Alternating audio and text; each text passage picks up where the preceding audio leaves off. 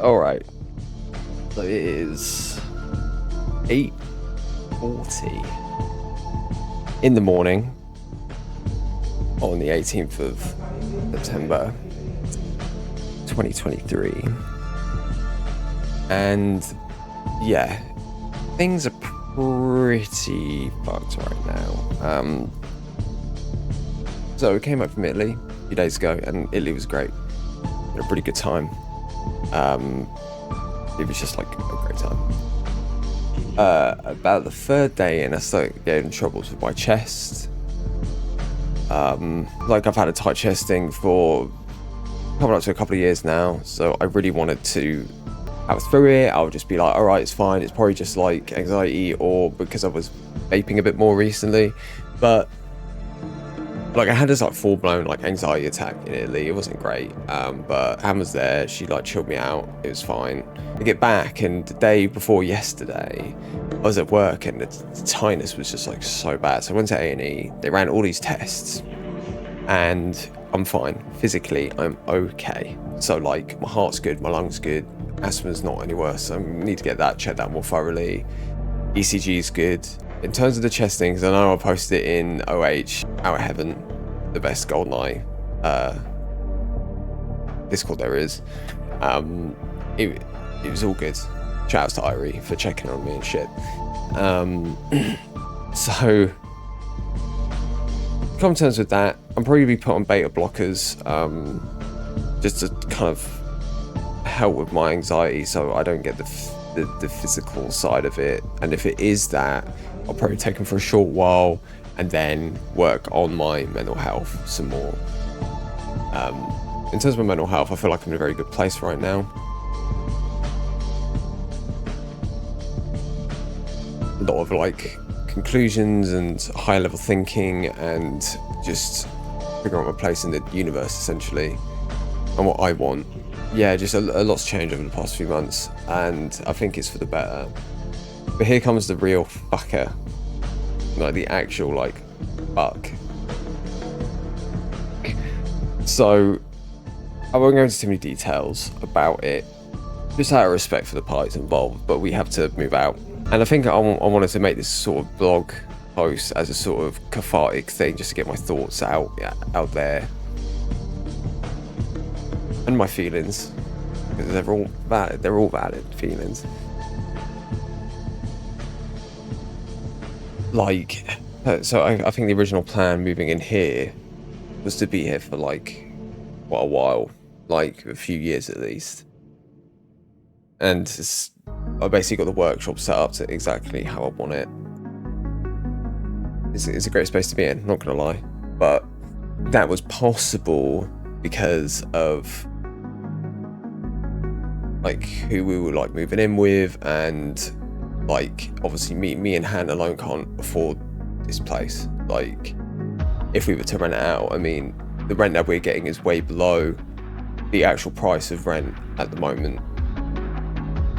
Like the cost of living crisis in the UK is fucked. Like I'll find a little example of how fucked it is. Here we go. So this is for £775 per month. How much that dollars? So this is almost $1,000 a month. £775. And this is in Brighton. We don't live in Brighton, but like just to give you an idea, obviously it gets a bit cheaper the further you move out, but saying that is just like the further you move out from stuff, the further away you are from jobs, from different opportunities. This is £775 a month. It's a room. Like, I mean, I suppose it has a separate bathroom, like, but I mean, it's not ideal. I mean, it is on the seafront, but it's a box. And what we're paying here, we're paying for the workshop space, for a whole room, for a bathroom, for a garden, for a balcony. We're paying £200 more. Just to put that into perspective about our kind of financial position here, like what we're getting is amazing, essentially. So yeah, it's difficult. And obviously, for one thing is one, because moving out's fine. We'll find a place, we'll deal with it. That's fine.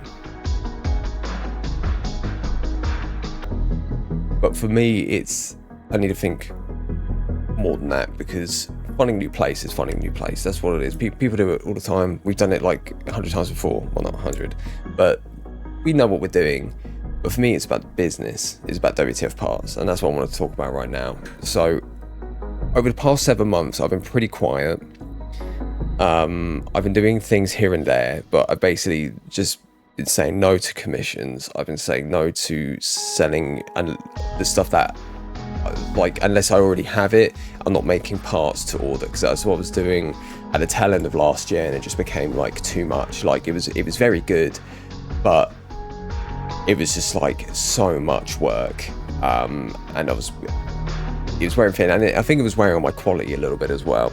So I was like, right, I'm going to spend the majority of this year just researching, trying new techniques, making some new things, so when I do the next drop, it's going to be something more consistent, because I'll know what I need to do, the steps to make the things. So it's kind of like taking a Link to Tower approach. Shout out to Aaron, because he's an absolute legend. I didn't want to fall into a category of like a retech or I don't know, like a prestige thing, and promise and take pre-orders and take your guys' money, because I felt like that's not good. Like, that's not sustainable. I mean, you get the cash injection, but as soon as I take that money from you guys, it means it's like, right, you're expecting a certain quality, you're expecting a certain thing. And the thing is about making N64 parts is that it's not straightforward. It's not like making, I don't know, it's not like making a resin button from a cast. Like, every N64 stick is different. You can use the same mold, you can use the same parts, but it'll be different every single time. And when I made the Kish Bent, like the Kish Bent refurbed, like, maximum performance bowls, every one of those modules, sorry, were completely different. But they performed really well because I was like hand making them. I was making sure every step of the way that they were good. And they played well.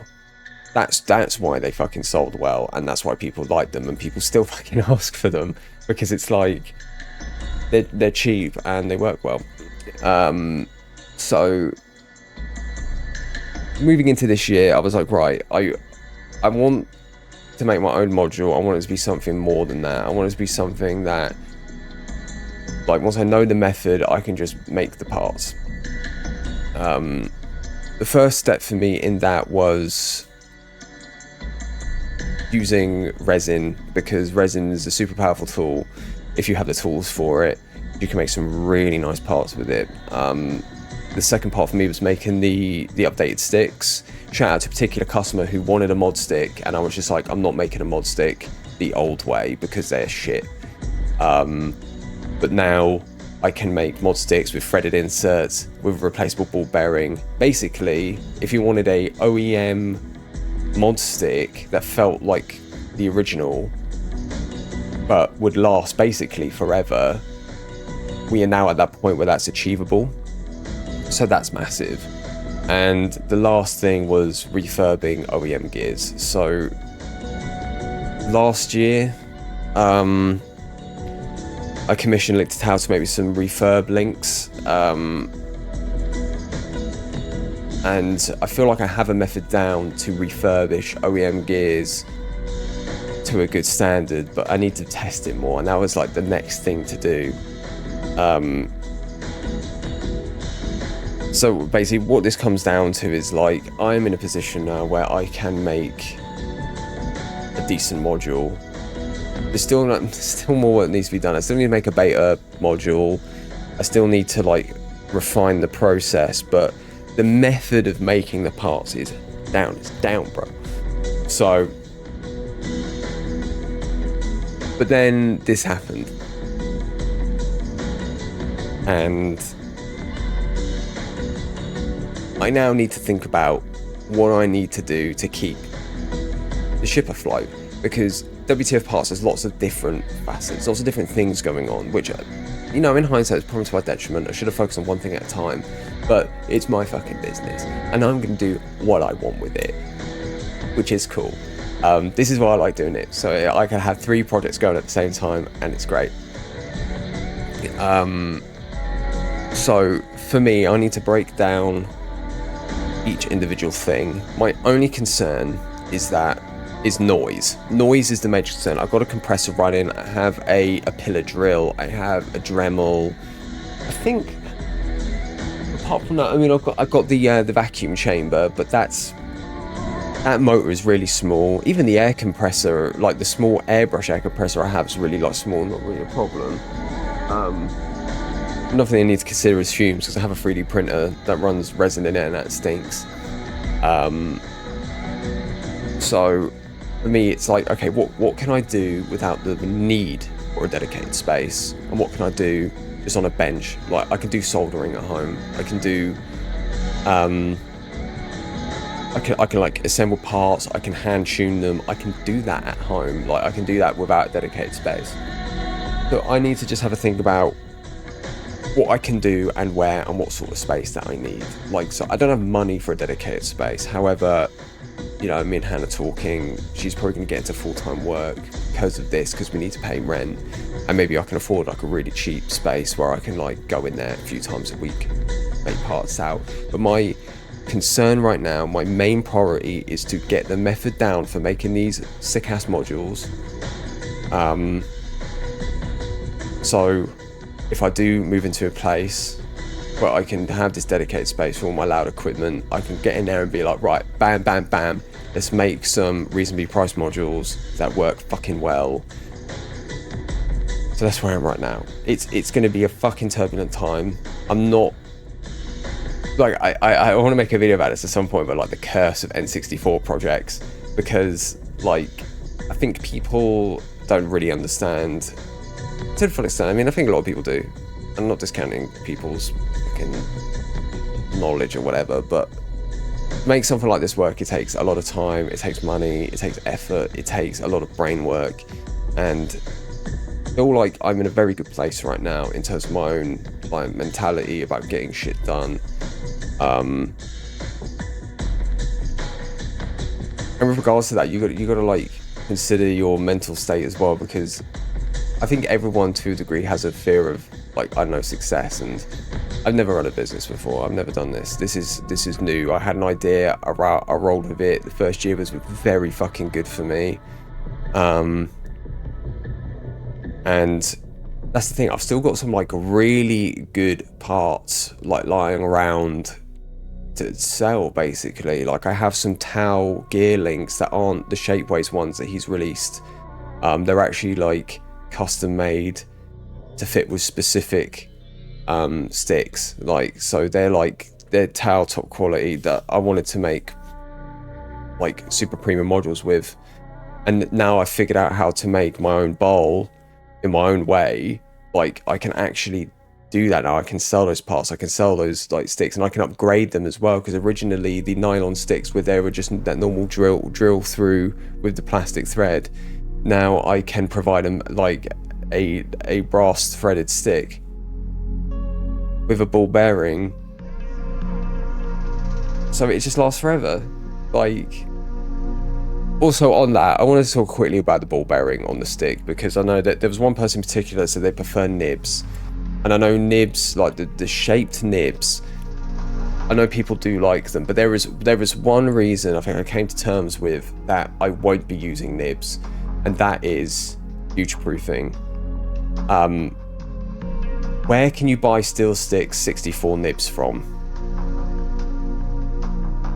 You literally can't. Like, I think maybe Tau might be able to make them or something, but the thing is, they're kind of like aftermarket specialist things, you know. They're like, yes, you can remake them, but they may not be the same materials that Steel Stick 64 does. Because the one thing I learned from analysing his mod sticks is that that threaded insert he uses on that mod stick is is a completely unique part. You cannot buy that part anywhere. Let me get it up.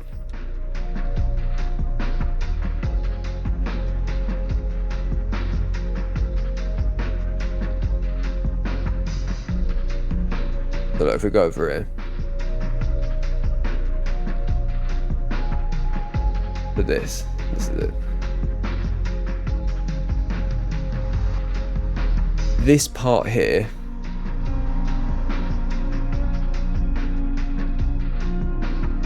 this is like a flanged brass threaded insert that you can see that the cut in the stick there is very thin. This top bit, like I found a very similar part on Macasta, but it's too wide of a part. Like, I had to search high and low, and I found one place that made a threaded insert it's literally you can use in N64 like sticks and nylon sticks. Like, experimented with heat thread inserts, that doesn't work. Like, there's a very specific method that you have to employ to get the thread in there. I figured it out. I'm very happy. It's like one of my like fucking brainwaves. I was just like, yes. But in terms of like my own sticks, I will always use ball bearings, because let's say I drop off the radar, I sell a whole bunch of fucking sticks to you guys. Like, imagine if I use custom nibs, you can only buy them on my website goes down, or I'm not around for you to buy the nibs off of. What are you going to do? You're pretty boned unless you find someone to remake the part and then it's printed in, I don't know, like a resin or FDM, which isn't going to be the same. The ball bearings are for longevity, they're for the future. Like, and I think this is what we are all doing as N64 part creators. Tao, Odani, sorry if I mispronounced your username there, terrible names. It's all about having options for the future. And Tao's taking care of the premium stuff. I think his work is like honestly amazing. But I wanted to really occupy a place of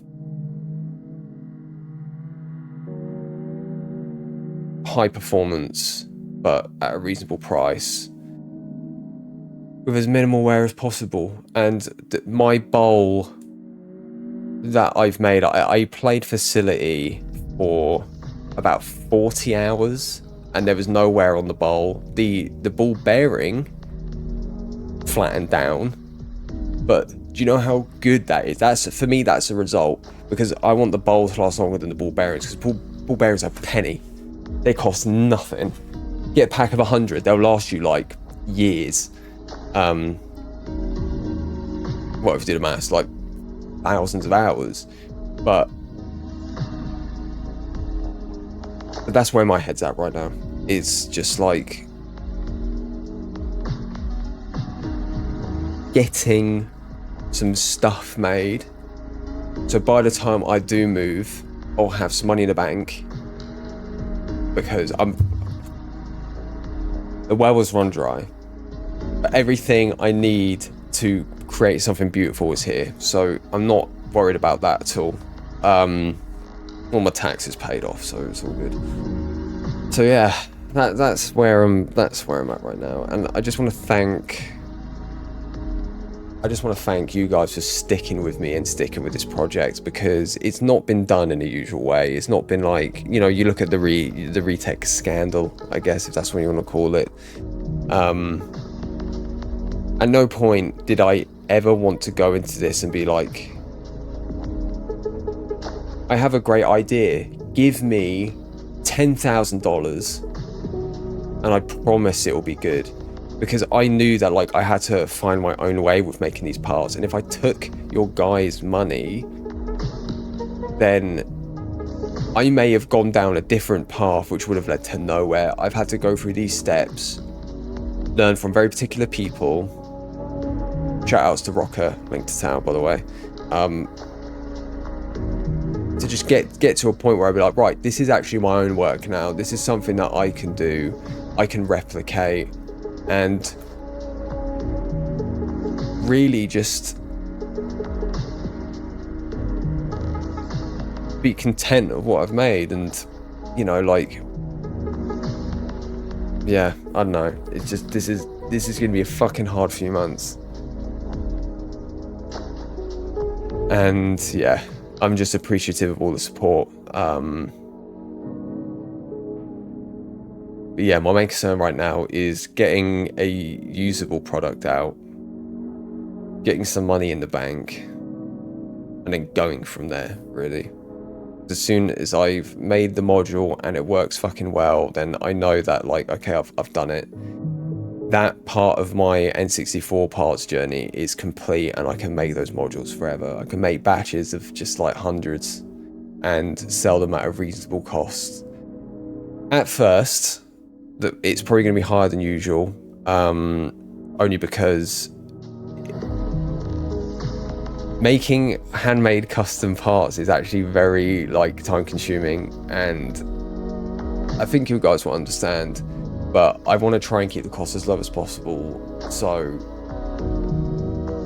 you can just put it in and play it, not worry about wearing out any of your other bowls, or, you know, the price you would pay for one part, one like brass or steel bowl, is the same as buying an entire module from me. And obviously the premium parts area is different from the more budget parts area that I wouldn't even say I occupy that. I would say Kishben would be the budget parts area, but I'm like the mid tier in terms of custom N64 parts, which I'm very happy to occupy. Like, I mean, ideally I'd like to make my own steel bowls, but I don't think it's really necessary at this point. I know I had someone approach me saying they were interested working with me with making them, but right now, with Link to Town on the scene, I don't see any reason why not. But the one thing I will say about my bowl is that it is smooth. It's so smooth. It's so hard wearing. You can play Facility Agent on it. I got like, apart from my 45,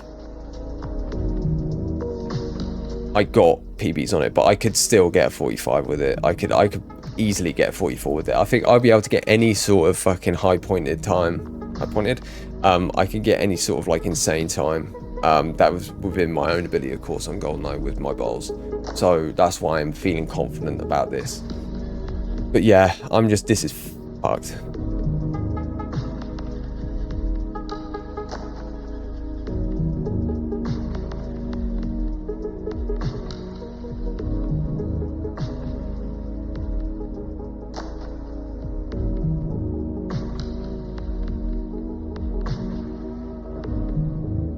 Anyway, if you've gotten this far, thanks for listening to me. But yeah, catch me in Discord. If you want to message me about anything, let me know. And I'll try and do some more streams soon, because I need to relax. I need to just, like, take some time to just chill. And Bone 5's happening next month, so that's gonna be fucking good. That would just be a good, like, a free day. Endless GoldenEye degenerate sesh. But yeah, drop me a line, and I'll see you guys later.